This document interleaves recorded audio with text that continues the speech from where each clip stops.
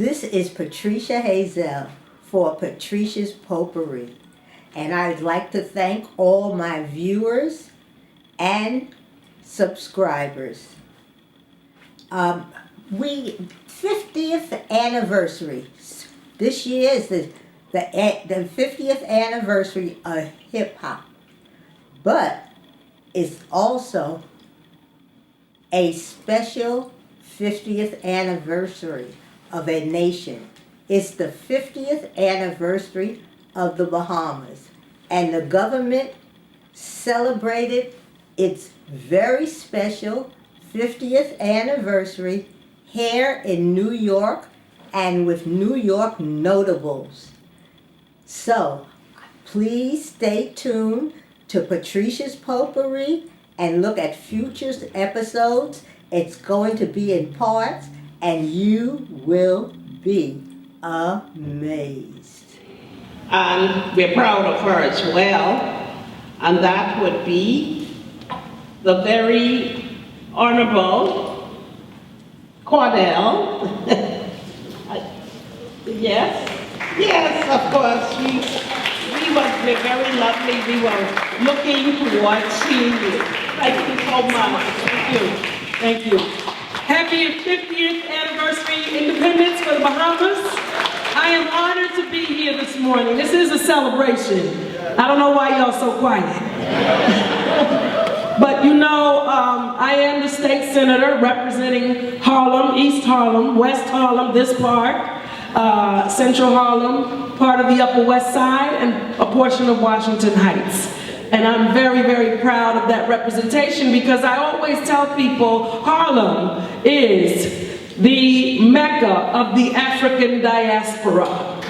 Yes, give it up for Harlem. Brooklyn may be the Republic, but we are definitely the Mecca. We are the crossroads of the black world. And when I look at all that has taken place in Harlem, from Mandela visiting to the Renaissance period, Langston Hughes and others, and definitely the existence of the Bahamian American Association for over 100 years in our now newly named, and I'm going to steal that from you, Mary Sweeting, we're a borough, Manhattan, the borough of Harlem. I'm really, really proud to know that this is the home of our Bahamian American Association. And then, as was mentioned before, my father, Levi Clear, who is now deceased, is a former president of that association. And I'm very proud of that because though my life and my heart is here in Harlem, and I have been here all my life, they instilled in me the Bahamas values and the character of the Bahamas. And I got to visit for the first time when my mother died in 2019, and I couldn't figure out why they ever made that trip. I just said, why did they leave this place? But I know it was for opportunity, and I know it was for better economic opportunity for their children and for others. But I'm going to say this, a lot has been said here today about the Bahamas and its history, but what is most striking to me is the fight of the Bahamas. This independence came through fight and struggle. Great people before us who led that fight. And I think in many ways that fighting spirit shaped my own life and perhaps has a lot to do with why I'm here today. I see one of my mentors in the audience, and I have to shout him out, Judge Kenneth Thompson, who I've watched so many years. So many years on the bench, and just seeing you has always been an inspiration to me. Of course, the wonderful Judge Michelle Sweeting, who's not here today. Oh, she's in the Bahamas. I don't feel sorry for her. She's in the Bahamas on the beach. Isn't that something? But we love her, and we are really proud of her too. And I have to mention and shout out my colleagues in government, the Honorable Carl Hastie, who is the Speaker of the New York State Assembly, who is also in the Bahamas and of Bahamian descent. And also, yes, give it up, Carl Hastie, Speaker of the New York State Assembly, and also Assembly Member Gary Pretlow. And yes, he was also of Bahamian descent. And I always, when I think of the Honorable Denny Farrell, the park that we're in, one of his colleagues and contemporaries, the Honorable Arthur Eve, who was a former assemblyman also, and his daughter Alicia Eve.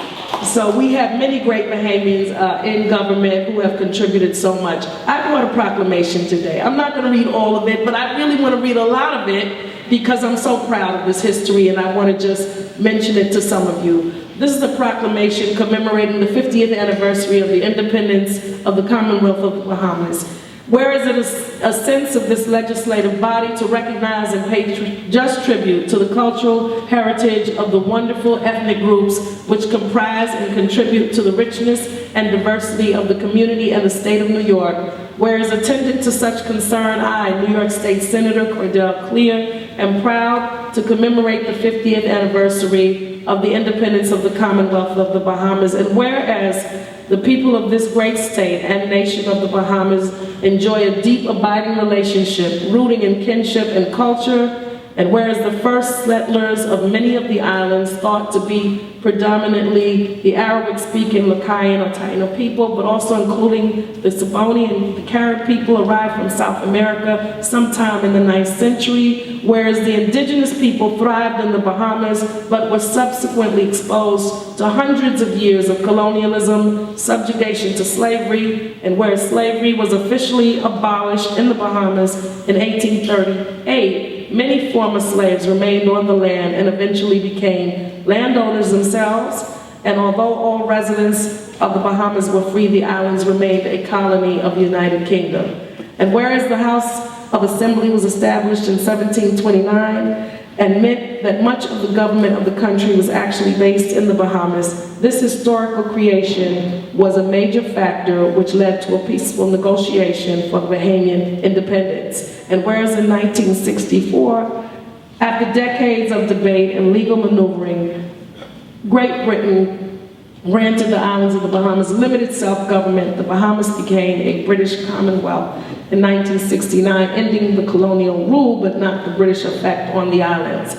Whereas the islands became a nation on July 10, 1973, which is the official date celebrated as Bahamian Independence Day, and whereas the 50th anniversary of the Bahamas independence provides an opportunity to recognize the significance of its contributions to the quality and character of life, and through events and activities for all people to gain greater appreciation of Bahamian history and traditions and the role of Bahamians, including the Bahamas Consulate of New York City, the Bahamian American Association, and the Bahamian American Cultural Society have played and will continue to play in our society.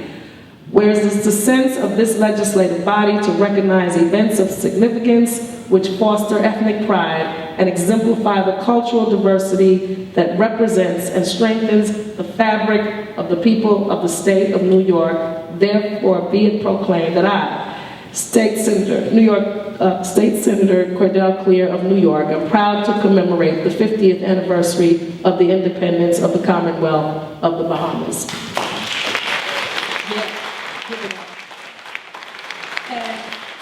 I did mention the Bahamian American Cultural Society.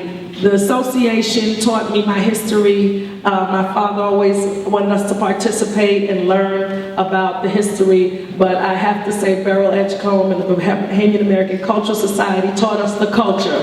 And thank you for preserving that culture. It's so important. And thank you, Ambassador. Thank you, Consul General. Thank you so much. I was told I didn't have to speak today, but here we go.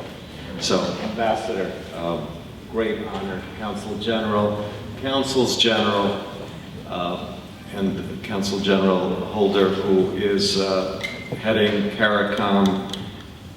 It's just such a great honor to work with all of you, and celebrating the 50-year anniversary of the independence of the Bahamas is just so wonderful to be a part of.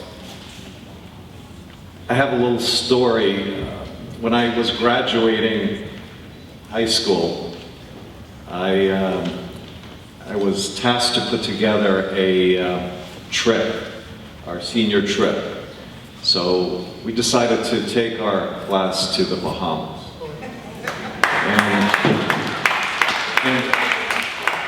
And I don't know how that road got me here, but the one thing I do remember is why was everyone driving the wrong way? But either way, I am here and I'm honored, and congratulations to all of you. This is such a great experience to see this band in front of me. And just humbled because I am in this job 18 months because of our mayor, Eric Adams, who is an incredible, incredible mayor, and not enough people recognize that. So hopefully in 2.5 years we'll get everybody to recognize that. Thank you so much. I'm very honored to be here.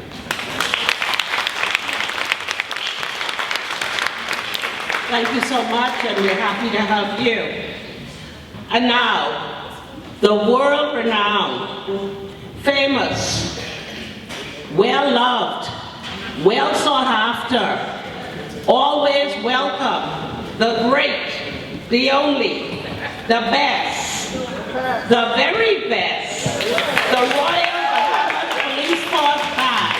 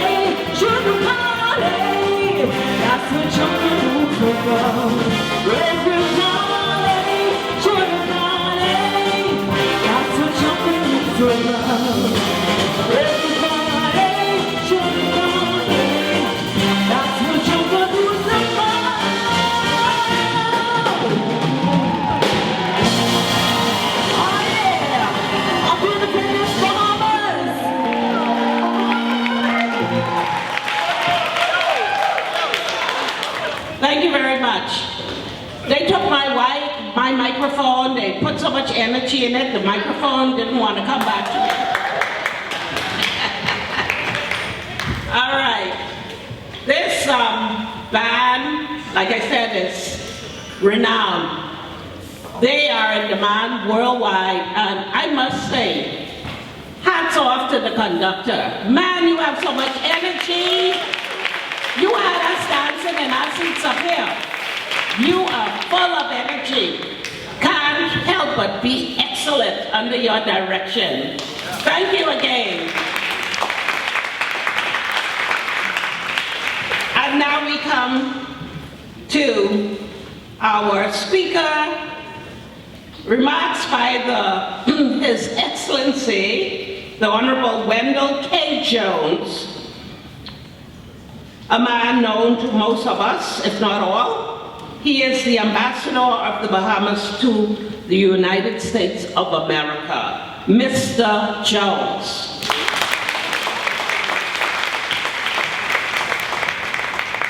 Good afternoon, thank you very much, Sonia.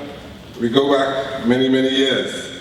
I stand on the protocol established, and I bring you greetings, not only from the embassy in Washington, D.C., but I bring you greetings from the Consuls General in the United States of America, and from the Prime Minister and his government in the Bahamas.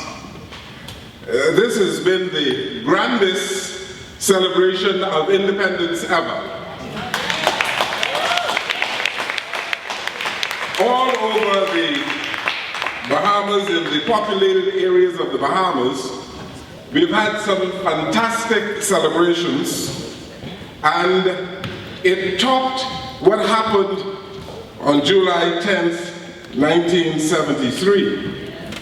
Because it was in 1973, despite the cynicism, despite all that we went through, the Bahamian people were very happy to take over the full governance of the Bahamas that we called the Isles of June.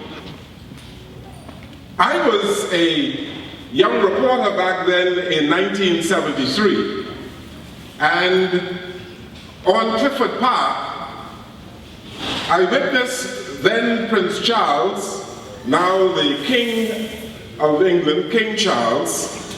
He read a scripture lesson from 1 Peter. And the sermon back then was delivered by the Reverend Dr. R.E. Cooper, who was the president of the Christian Council. And Mrs. Sweeting, you know, you remind me so much of my mother. Because she was always filled with the Spirit and she was a woman of faith. And back then, the Reverend Dr. Cooper preached from 1 Peter. And he said that we are a chosen people, a royal priesthood, a holy nation, a people for God's own possession, to proclaim the virtues of Him who called us out of darkness into His marvelous light. Today, all over the Bahamas in 2023, the Bahamas, we moved from a fishing village or fishing villages running from Bimini and Grand Bahama in the northwest to Inagua in the southeast. And Mr. Holder, we are the toast of the Caribbean.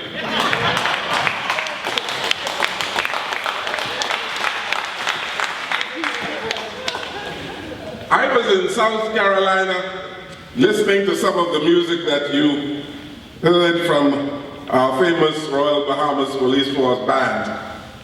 And all I could say to the audience back then on that park in South Carolina last Saturday, boy, the Bahamas, sweet, eh?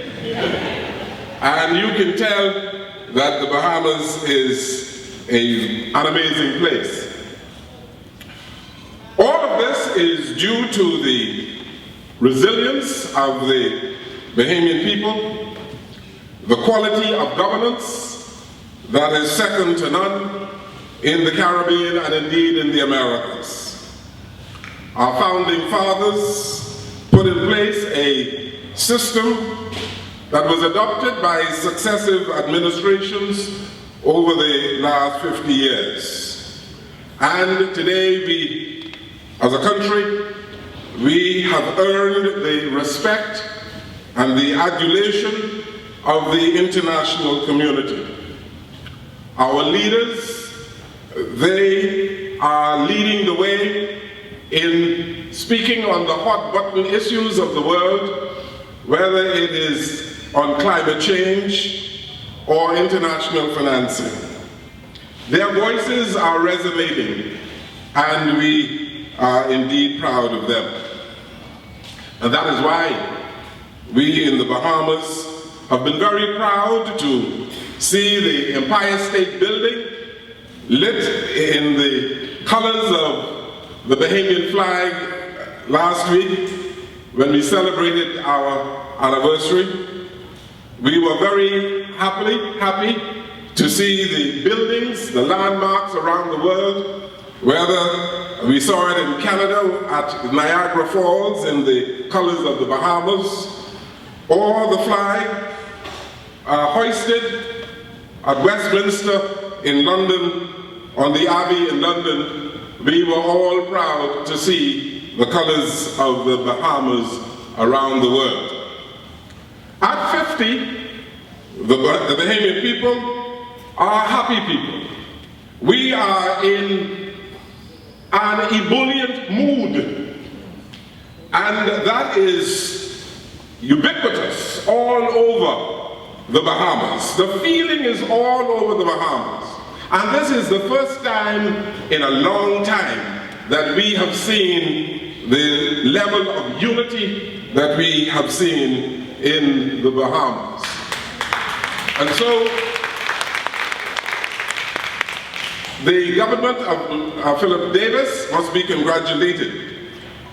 And so today we are particularly proud to be here in New York City to celebrate with our diaspora here and to salute you for all of the wonderful work that you've been doing over the many years.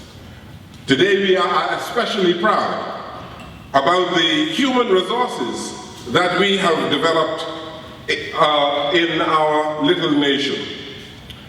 Someone mentioned James Weldon Johnson and others here today. I want to put in your hearing a gentleman by the name of Bert Williams. He was born in 1874 and he died in 1922. He was there as a star in Hollywood and in New York, long before Sidney Poitier. And Mr. Poitier, I believe, walked in his footsteps. Today in the Bahamas, we are saluting Bert Williams for the wonderful contribution that he made as the first man of color to be in film in the United States of America. We have a whole lot that we can be proud of, and I've spoken about our human resources, and we have been leading the way in many parts in the United States, in academia, in medical sciences, in information technology. Indeed, ladies and gentlemen, Isha Bowe is going to be the first Caribbean person, perhaps the first, yes, to go to space. All right. And I would like to tell you that there is a young lady by the name of Charlotte Page Rowe, who was the lead researcher in the AstraZeneca vaccine for COVID-19. She is Bahamian. Thank you for watching Patricia's Potpourri. And thank you for viewing the 50th anniversary of the nation of the Bahamas. lots of effort, and I want to thank everyone involved in this wonderful effort. So many people came to New York to celebrate this 50th anniversary of the independence of the Bahamas. I love what all the speakers said, and there was lots of information in each of those clips. So please look at it, maybe more than once, more than twice, and also, please, it's better in the Bahamas. Make sure that you plan a vacation in the Bahamas. You'll love the hospitality.